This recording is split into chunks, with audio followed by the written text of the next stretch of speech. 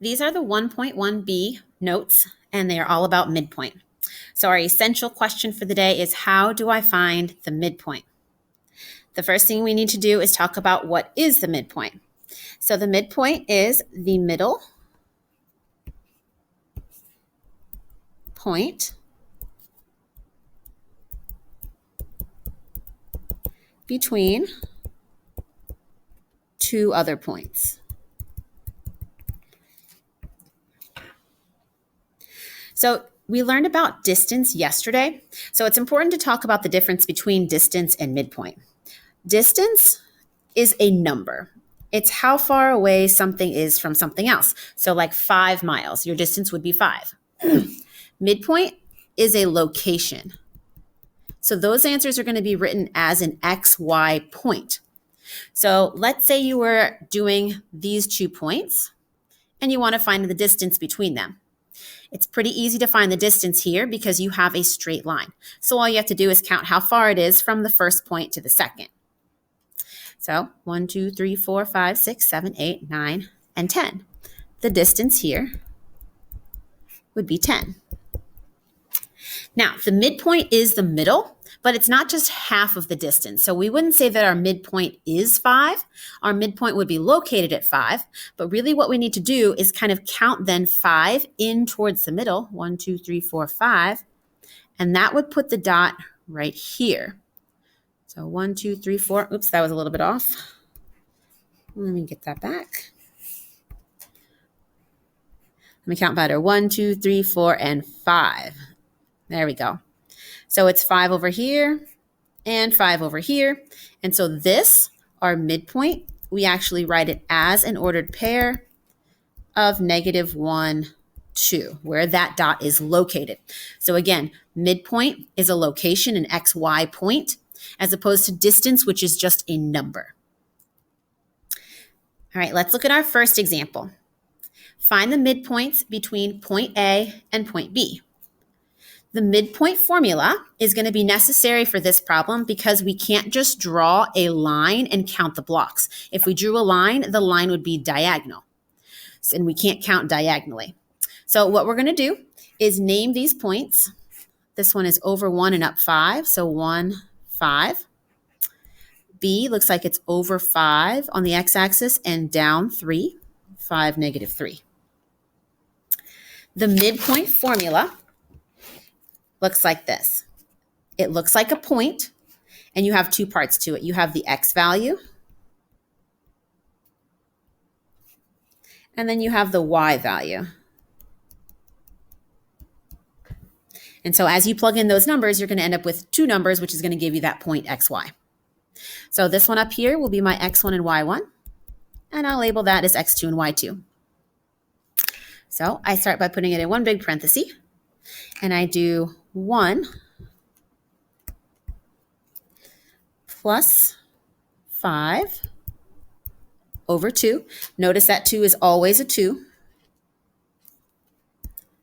And then you have 5 plus -3. Again, always over 2. Then you're going to add the 1 and the 5 to make 6. Add the 5 and the -3 to make 2. And then just divide those out. 6 divided by 2 is 3. And 2 divided by 2 is 1.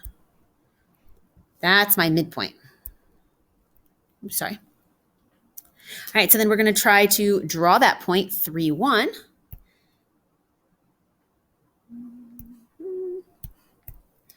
So if I go over 3 and up 1, you can kind of check to see if that's the midpoint. It's going to look like it's right in the middle of these 2 points.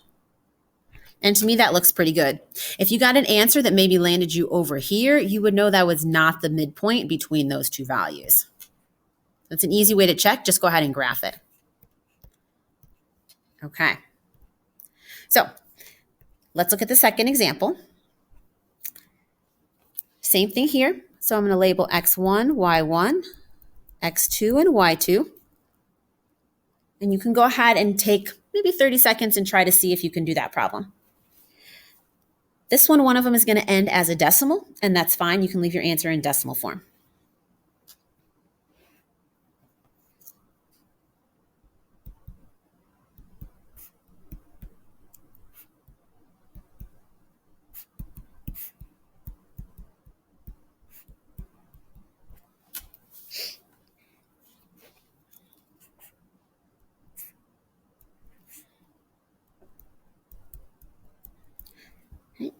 I have 10 plus 7 over 2.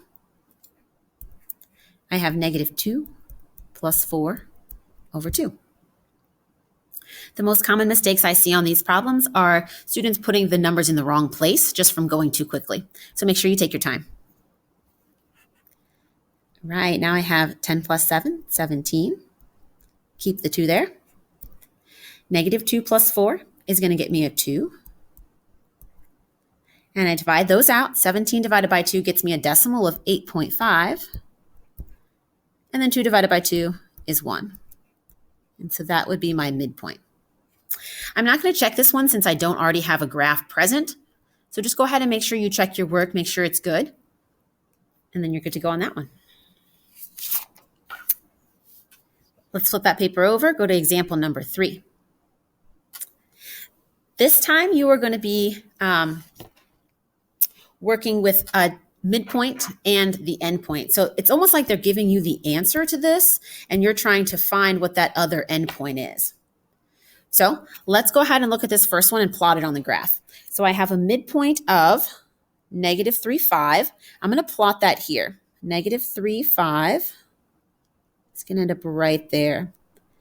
And I'm going to say that's my midpoint. I'm going to put a little M there in pink.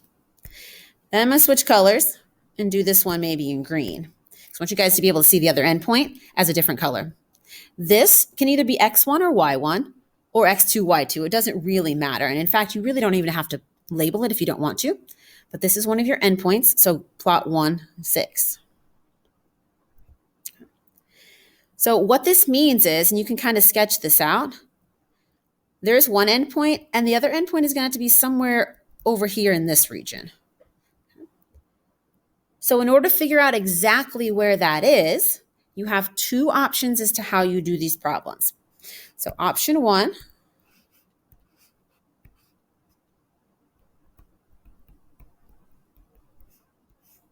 we can use the slope. And that's really helpful when you have a graph. It's pretty easy to count. So to go from this green dot to the pink dot, we went down 1 and over 1, 2, 3. So we went down 1 over 3. 1, 2, 3, 4, over 4. So down 1 and over 4. So in order to get to the other point, you would go down 1 and over 1, 2, 3, and 4. What's going on there? So wherever that point landed from doing that slope will be your answer. And then you can check it when you're done by counting the slope up 1 over 4. Yep, and up 1 over 4. That'll still take you from one dot to the other. Now you can go from the first dot backwards or forwards. It doesn't matter. That midpoint ends up being, let's see if we can name it. It looks like negative 7 and 1, 2, 3, positive 4. And again, if you have that graph, you can plot it and make sure that looks correct. All right, another way you could do that is you could plug it in using the formula.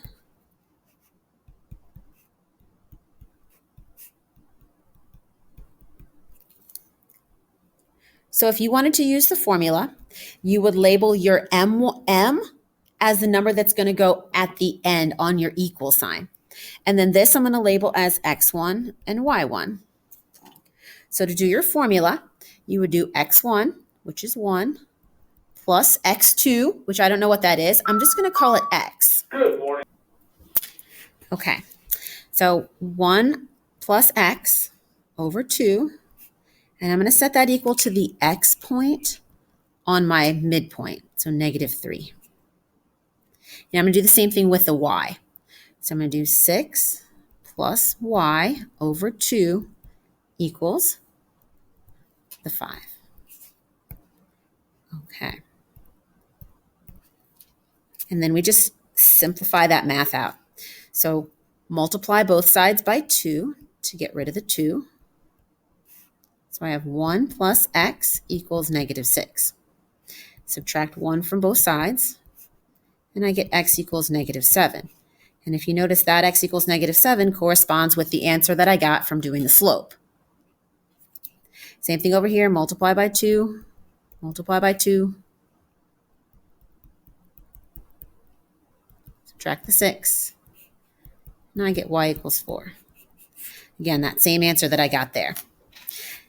Now, for me personally, if I look at this, I think the slope is easier. But the thing about the slope is you do have to have a graph. So if you don't have a graph available, you can always use the formulas.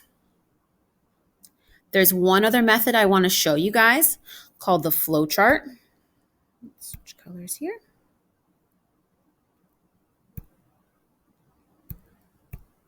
All right. So option 3 is use a flow chart.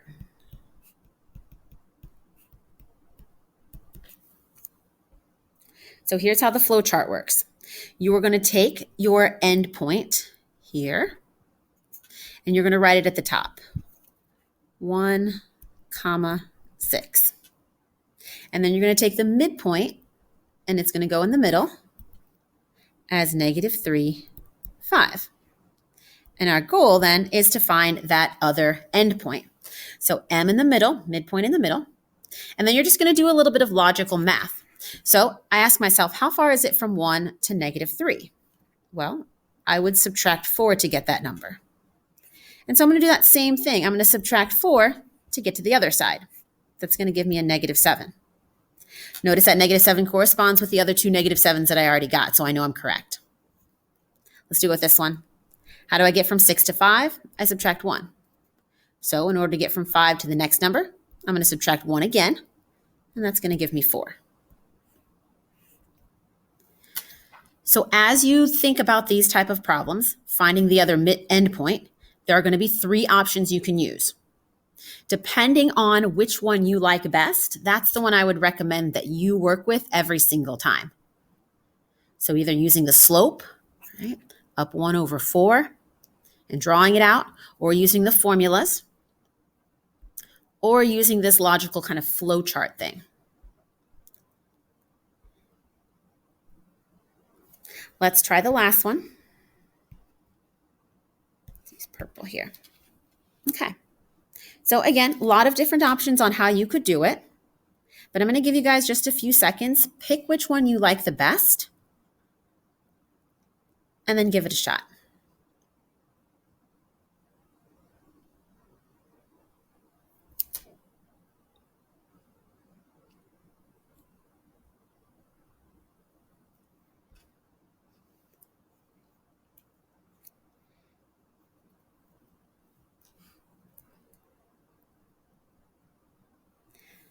Since I don't have a graph on this one, I'm going to go ahead and show you guys the flowchart method as well as the equation method. I'll start with the equation method first.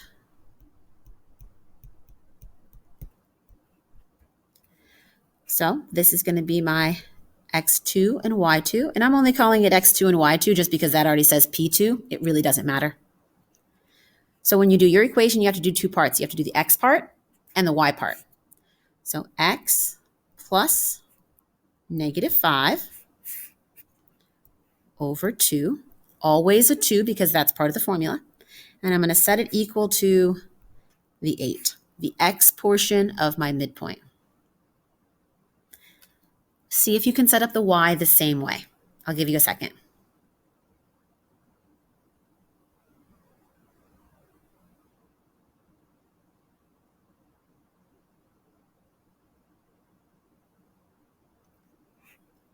You should have y plus 4 equals, over 2 equals -7, the y portion of the m.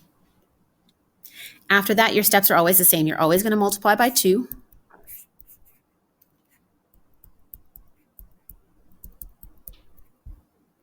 And if you want, you can go ahead and change that into just a minus sign instead of plus negative. And then add 5.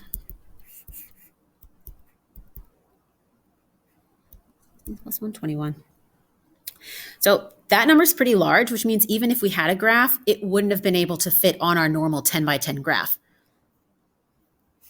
Other one, multiply by 2.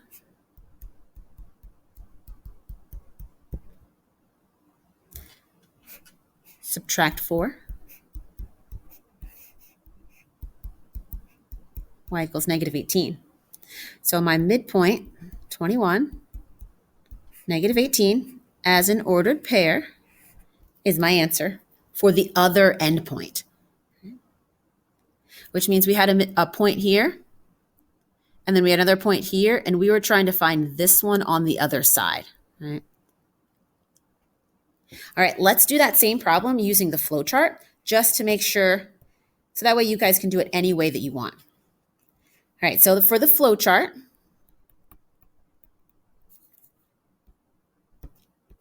you have to make sure. All right, staff, those of you. Okay, so for the flowchart, you have to make sure that your M is in the middle. So we're going to start by putting the P2 at the top because that's the one we know. I'm going to put the M in the middle. And then I'm going to try to figure out what's going on at the bottom here. So we just ask ourselves, what's happening from negative 5 to 8? Well, if I need to go from negative 5 to 8, I'm going to be adding because the number is getting larger. It's going from a negative to a positive. So from negative 5 to 0, and then from 0 to 8. That's kind of how I work through it in my brain.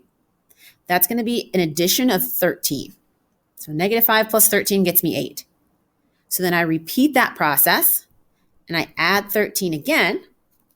13 plus 8 is 21, which is good because I already have my answer is 21 over here. From 4 to negative 7, I am subtracting because the number is getting smaller into a negative. And 4 to 0, then 0 to 7 would be negative 11. And then go ahead and repeat that process again, subtract 11 again, and you get negative 18, which again, right there. So that's the other endpoint on this other side right here. Again, the two purple dots are what were given to us in our problem. And then this blue dot is that number that we found. You can choose any of these three methods in order to do these type of problems. It's just whatever you find easiest. And the more you do that one type, the more you will get used to it and it'll feel more natural. All right, if you have any questions, go ahead and write them down here. And then when you get to class, I can answer any of those questions for you.